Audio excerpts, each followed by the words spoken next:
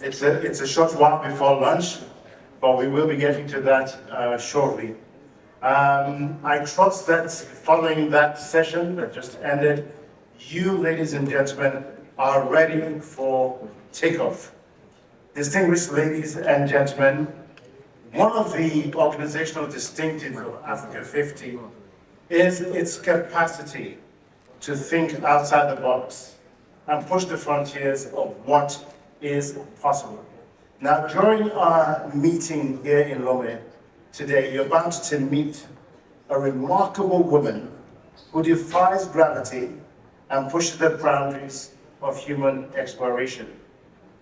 With her unwavering determination and a passion for the stars, Sara Sabry has soared to new heights, both literally and figuratively.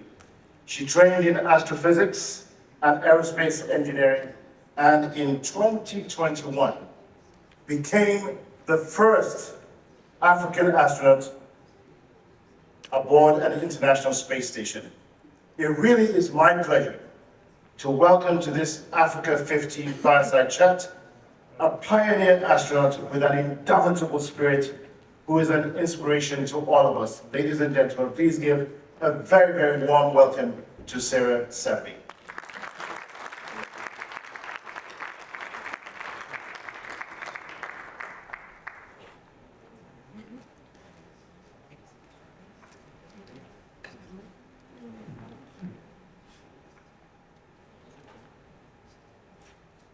You're welcome. Now, I'm really curious. I mean, not too many people, when you're young, wake up and say, one day I'm going to be an astronaut. What was the pivotal moment for you? When did you know you were going to become an astronaut? It was more about curiosity than anything else. I started asking a lot of questions after my studies. I graduated from mechanical engineering in Egypt, did my master's in biomedical engineering in Italy, and then I started asking the big questions about humanity, about origins, about life. And the more I was looking for those answers, the more I was left with more questions. And that really drove me into really thinking, so what can I do about it? And I think that's the most important question that I've ever asked myself. So since then, it was, well, also there's this quote that I've heard, and I think it's really important. You cannot be what you cannot see. And for me, I couldn't really see anyone that came from the same country, from the same continent, that did something that I wanted to do. Limiting factor for you? Well, of course, because there was no path for me to take. I had to kind of make it up as I go, and I had to really believe that it was possible. Parents, I'm going to ask you this question. What did your parents say? Your father, your mother? My parents, before getting the news that I was going to space, my dad was a very big reason for why I am the way I am. Because as a man in Egypt, he never really distinguished between the characteristics of a man and a woman, which is quite rare, honestly. And he taught us that, well, we can do everything, we can do anything. And I saw how much he sacrificed, both of my parents, my mom as well. She was one of the first electrical engineers in Lebanon. So I had both of my parents, I have both of them to thank for becoming who I am. Because I think it's really important for you to believe that it is possible, that you are capable more than anything. And then you work your way towards making it happen. Well, what was it, not having any role models that were African, that you knew of, that really convinced you that you could make it? Well, I really believed, honestly. And because you can't be what you can't see, I had to see myself do it. And I think, for me, I was always thinking, well, I'm just going to work really as hard as I can. And I've always been really more working towards solving a problem. And I treated this as if it was a regular engineering problem. So this is a problem, we need to have answers to these questions. So how do you break it down? So I need to do this, I need to do that. And then you just work and keep working and keep having focus. I think that's really, really important.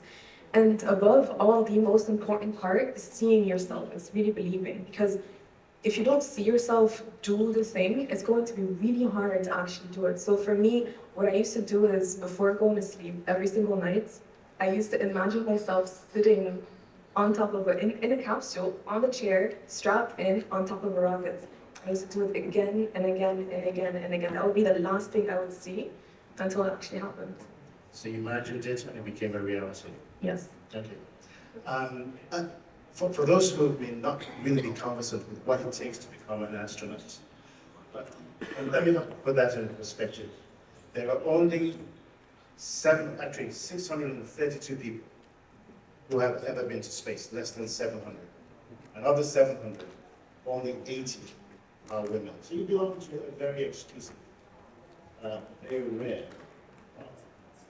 What were the challenges that you had to overcome to get there? And what were the lessons that you learned from that experience? Well, the fact that it's an exclusive club is something that, I really don't want it to be that way. I think the first thing that I said when I came back from space was that everyone needs to see this. Everyone needs to be able to see Earth from space because it belongs to everyone. And for me, I think becoming the first in something is just the first step. It's our responsibility to kick the door open for others to follow and to make it easier for them. And for me, I was always told not to pursue everything that I wanted to pursue because as a woman, I shouldn't be interested in mechatronics. And wanting to work in the biomedical engineering field, that I would never have any opportunities, that it was ridiculous for me to be doing that. And then when it came to being interested in the space field, I was told that it was just a waste of time. And above all of that, in our culture, in our country, sometimes the success of a woman is regarded as less than that of a man, and that we always have a backup in the end, where you just get married and stay at home. But for me, that was not an option. And I think it's really important to be resilient in those moments where you need to shut that off and really trust in what you think is necessary. And for me, it was really necessary for me to do something that is at least trying to do something with my life that is worth doing. And for me, that's always something that has stayed with me since forever. So what was the process of getting from where you were to getting into the program and succeeding against how many other candidates? Between everything to the last second, but it's more about, just try. I think for me, before getting this one yes, I have gotten an immense number of no's. I have gotten so many rejections before, and I think you need to kind of not let that get to you and really try to use everything that people tell you, you can't do this, you're not good enough, you're never going to succeed, you're never going to have opportunities. Like, all of the things that you're always told, and I'm sure a lot of people resonate with this, and I'm sure a lot of people have been told the same things, that this is not for you, you shouldn't do this, and you have all of those things that are constantly being told, and it could be difficult to not let that get you, but you have to just kind of believe in what you're doing and really believe in the possibility that it is possible.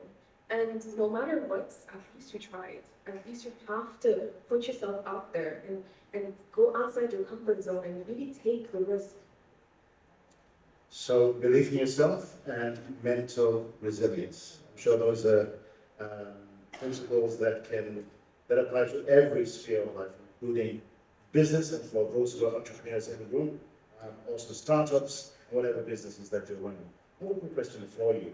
Jeff Bezos, one of your colleagues, who's also an astronaut, when he had the opportunity of going to outer space, he came back and made a statement. He said, there are no boundaries in space. It's just one planet, and it's fragile. And it changes perspective, not just about life, but also the planet that we live in. And since then, we've become a champion of sorts for the fight against climate change.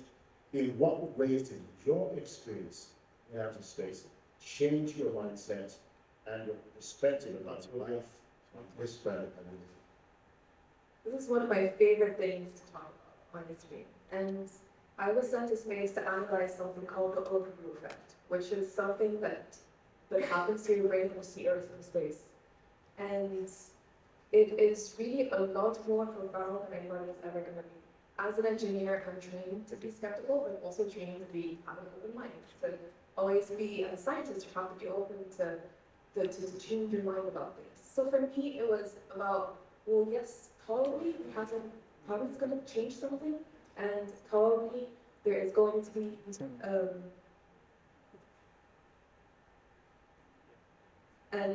probably, because we haven't evolved to experience something like this, our brains are not trained to see Earth from space. We're always used to seeing everything from the inside. So for me, the thing that was really, really significant was how close space is. And we always, in our language, we always say that Earth is something, space is something, and we always say we're going to space, when I think we need to be corrected on language and say we're just leaving Earth. Because we are already in space. We are on a spaceship called Earth, and we are floating in space. And a lot of the things, So in other words, there's a continuum. We're in space, but we don't realize it, because when we're in outer space, Earth is in space. Yes. You're just looking at it from a different perspective. Yeah. And that changes a lot of the ways that you see the world.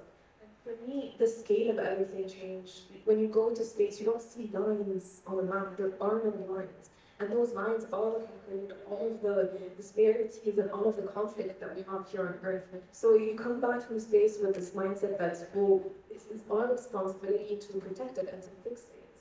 And when you see this thin line and you realize that's the only thing protecting us from space, you really feel the sense of, well, it's the only thing, and we have to protect it. It's the only home that we have. So since coming back from space, I have shifted my mindset into taking responsibility to actually do that and to really create much bigger change. I've always worked on solving problems my entire life, but now I am less afraid to take the bigger risks. Awesome.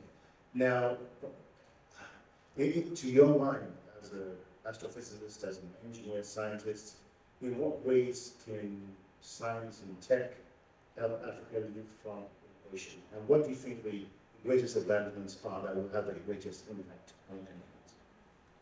Well, it's really difficult for me to point at anything that we use in our daily lives that is not connected to space. Literally everything. And I think it's just about, realizing to try to point that out. Everything that we are so dependent on space and the technologies that come from it. We actually go to space for Earth. And this is something that I think not a lot of people realize. All of the astronauts that are on the International Space Station right now, they're working on experiments that benefit life on Earth. We're working on solutions for cancer research, for osteoporosis, which is this when you lose bone mass as you age. It's something that's going to happen for everyone. And we're working on treatments for that in space because you lose bone density at a much faster pace when you're in space. So that we're working on experimenting those first in space to be used on Earth. And then a lot of things that can benefit Africa as well is satellite development testing. So satellite can be used for sensing, it could be used for weather predictions and a lot of things. And if we continue depending on other countries for this data, we are giving up a lot of control. And I think it's really, really important for us to gain that control.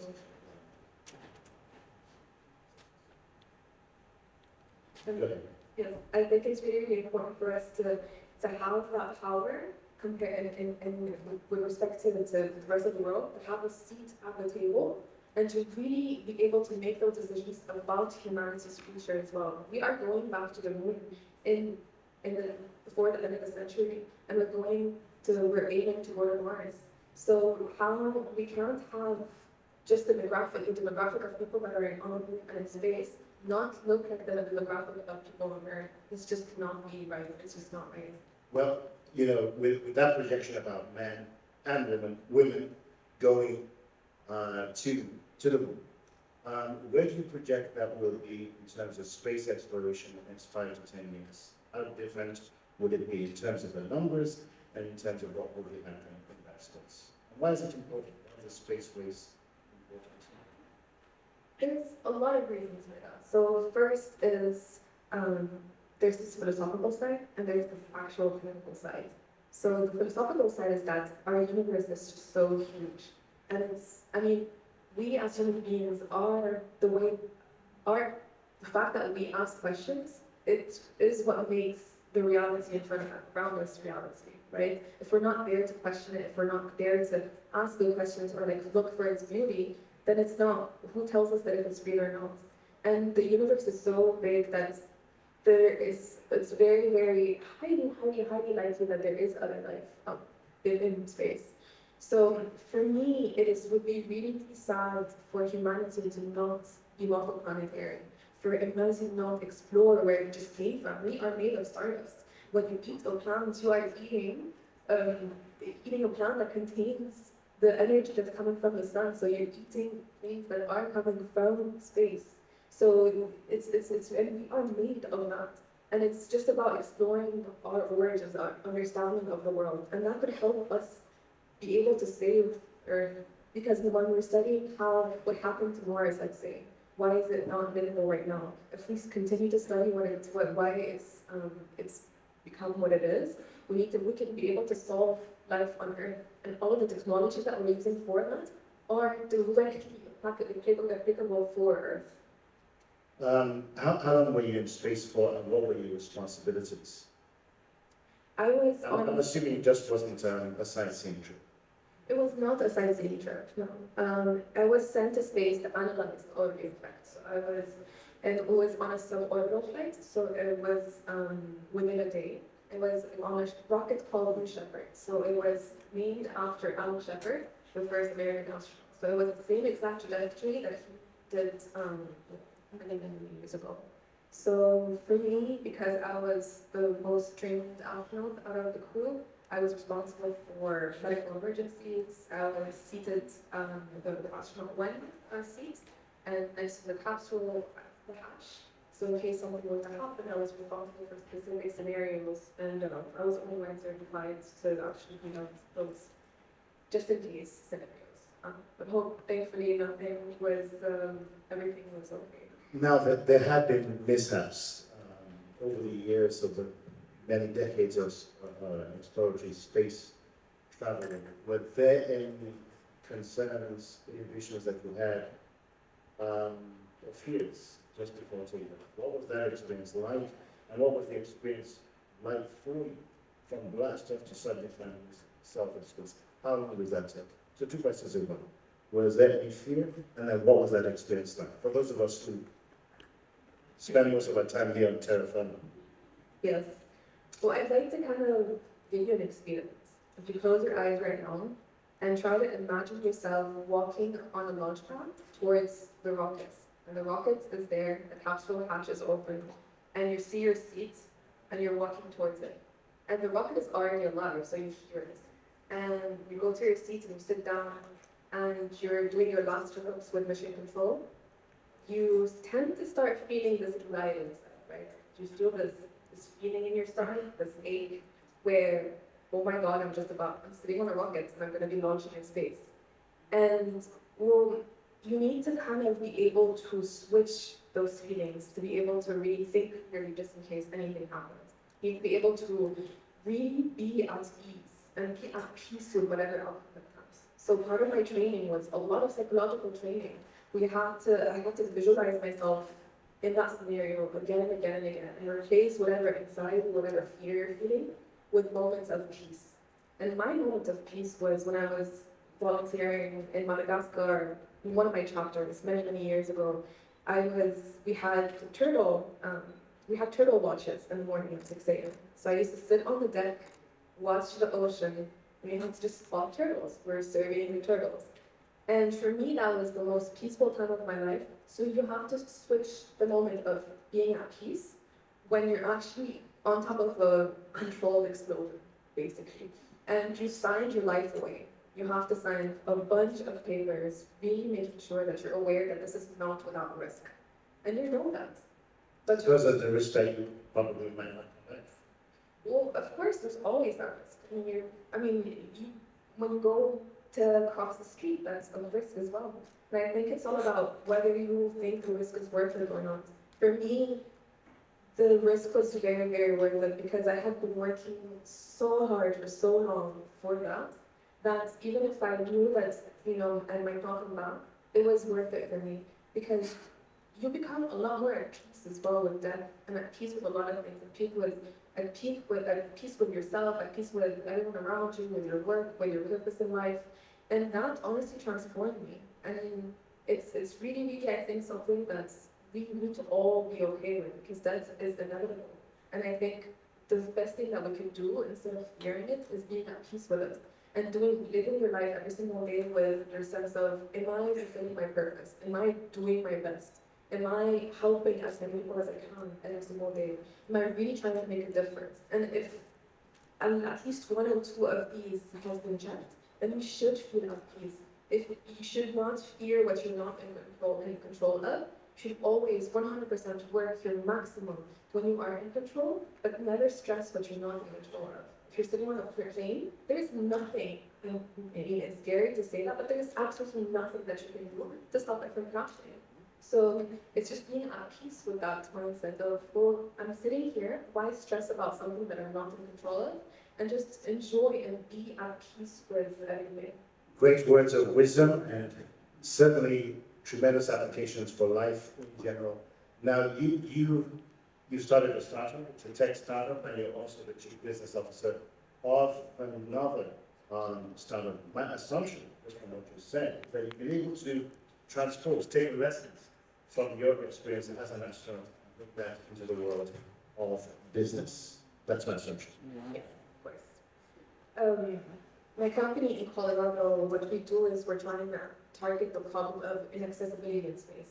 When I wanted to work in the space field, because of my passport, I'm Egyptian, I was not allowed to apply to positions even if I was completely 100% qualified for it, because of where I'm from. So there are laws that exist that stop people from working in the field if you want to, even if you're qualified. So I started this company. What we do is we create opportunities for people from all over the world. We do not have any limitations from resources to nationalities to anything at all. So we provide opportunities in research and education, and we have space lawyers working on educating Congress about the laws that exist and why they need to be changed. Because a lot of US companies are having trouble with hiring people. And a lot of international partnerships and collaborations between the world, which is part of the Outer Space Treaty, that's one of the priorities, they're just not happening or being stopped after years of work because of those laws. So now we have around 80-something researchers from all over the world working, and they're being mentored from people from NASA, from SpaceX, from Blue Origin, biggest names out there. And they're actually conducting very solid and very impactful research in the space field, where they would otherwise not have had the opportunity to do that. So everything that we've created within the Space Initiative is everything that I wish I had at the beginning. And in the second company, what we do is we use algae it's a very simple solution to a very big problem. And that's how I always like to think of it. You can always take a very big problem, break it down, and use simple solutions. And you can be creative. You could use, I mean, it could be anything, but it needs to happen. You need to be able to do it. And for this other company, so what we do is we use the algae for carbon sequestration and water production. So we have an Earth line and a space line. For Earth, we're trying to reduce the carbon in the atmosphere, so we have products that can be used indoors or outdoors, and remove all of the pollutants and toxins that are in the atmosphere. Again, it's a very simple solution, and it could be out there. But the problem here is that academia, business, politics, there is some language barrier, and that's something that I've noticed. Because my background is in engineering and I have experience in entrepreneurship, I see this barrier all the time. So that's what I do now to help companies as well, is that you need to translate this language. And since coming back from space, getting more involved in politics and like trying to speak to politicians, there is a whole other thing. Yes. Yes. And there is a lot of, this is a whole new language. So I think there needs to be a bridge between those languages, this language of tech and engineering, this language of business, and how you commercialize something that's been done in academia for decades, that is a useful product that could be life-saving. It's literally saving the world from climate change. One of your companies is based in Colorado, the other one's based in Poland. My obvious question is going to be, when are you and your partners going to set up something in Africa, considering that quite a number of African countries already have space programs, and I'm sure that there are lots of young people who will aspire, or want to aspire to the same things that you have aspired to, but will never have the opportunity, considering, again, the balance between their department, Africa, and the opportunities to go to Europe or the United States. Any plans to set up anything in Africa? I know it's a tall order, and you're doing a fantastic job. What are your thoughts about it?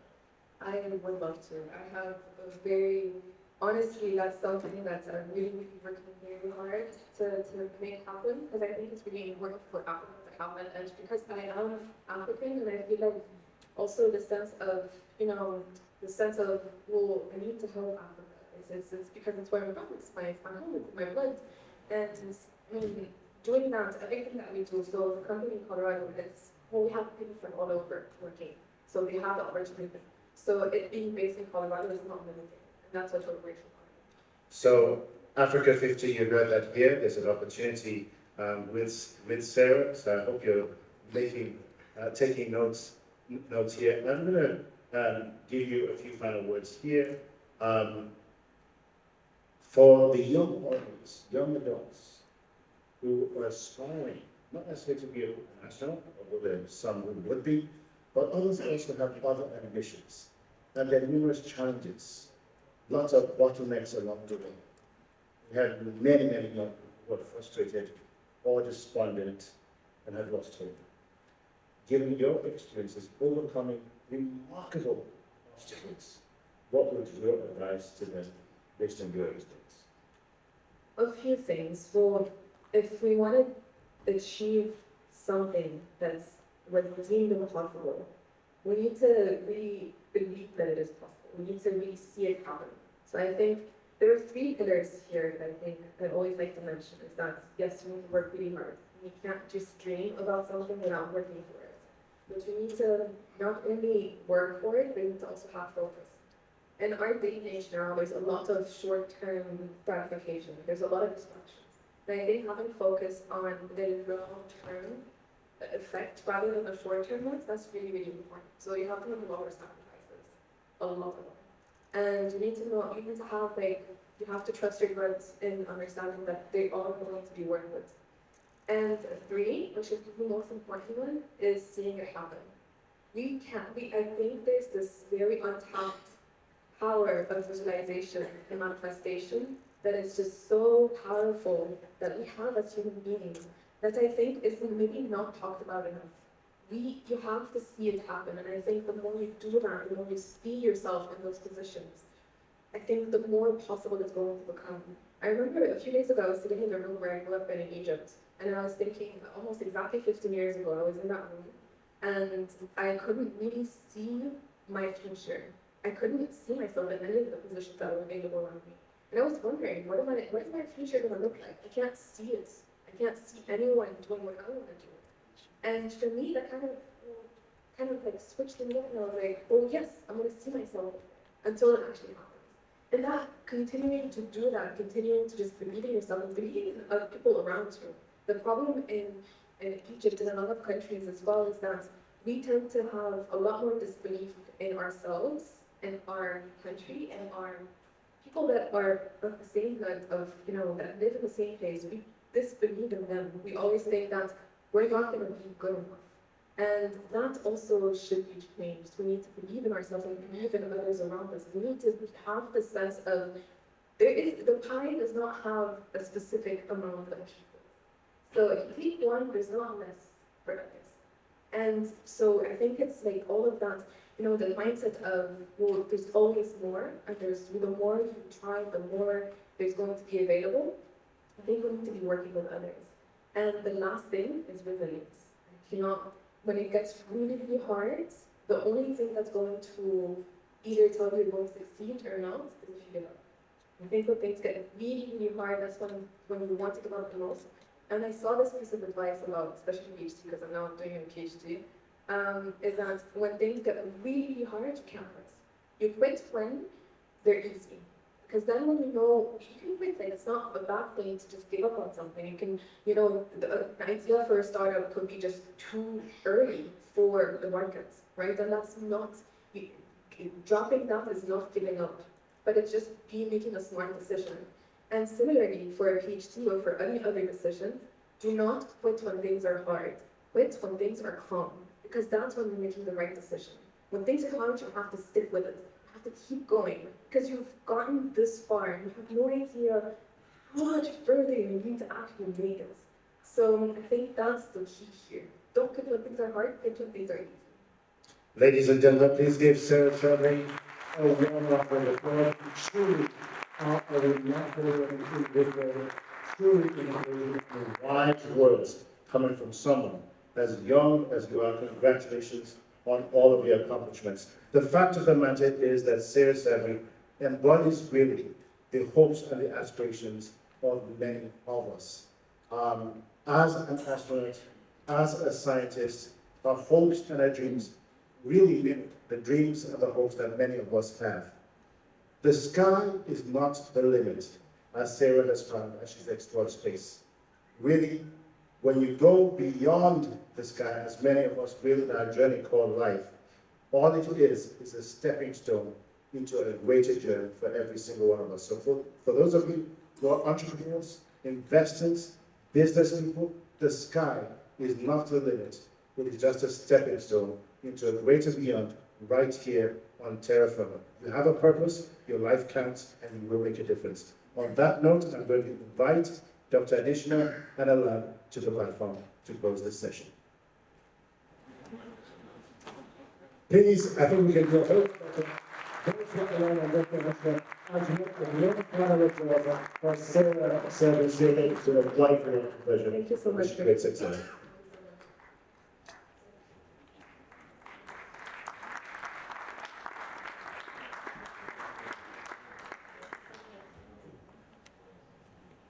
Well, I actually wish I came much earlier, but I had several other things I was doing. But so yeah, just simply inspiring. It's quite amazing.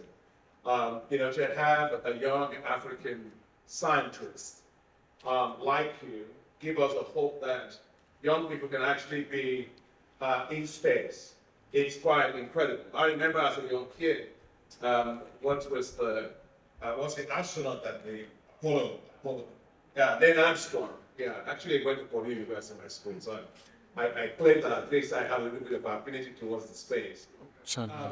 But Neil Armstrong, when he actually landed on the moon, my father took us out to a stadium in Nigeria, which was Olubadan Stadium, to watch Neil Armstrong walk on the moon. And I always felt that everybody going to the moon were not Africans, And now to have not only an African, but have an African woman in space, I think it is quite amazing. People always say that what women can do, what men can do, but I think that women can do better what men can do. And yesterday we were talking, and I was asking Sara about space, and she told me that the Earth was just a little blue curve, right, like that. And so at least that's very comforting too. And I asked her, I said, how do it look like when you look at us? She said, when you look down from there, you guys don't look like you matter. It's very small. So that's pretty humbling to know that for all the things we do, we don't really matter that much. We're pretty small compared to what's up there. But thank you for being a great inspiration. Thank you for loving science, technology, engineering, mathematics. Thanks for being an inspiration for us in Africa. And thank you for helping us to know that for some of us that, when my time ends as president of the African Development Bank, I'll have to find a new future. And now I see that I finally can go to space. And maybe Alan, we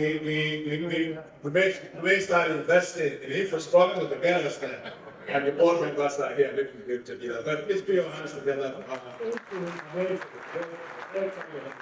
And now to my future co-pilot, going to the moon. Thank you, Mr. Chairman. This was not planned. So I think first of all, let me thank His Excellency President Ford, the government, all the distinguished participants, ministers, my chairman, just for participating in this great 2 days that we've just spent together. We've heard about the visionary leaders, His Excellency President Ford Nyasimbe, and then our chairman, Dr. Adishna. We've heard about their visions, And then we also spent some time learning about different topics on infrastructure. I also believe that we heard inspiring advice from Tijan Tiam, one of our African champions.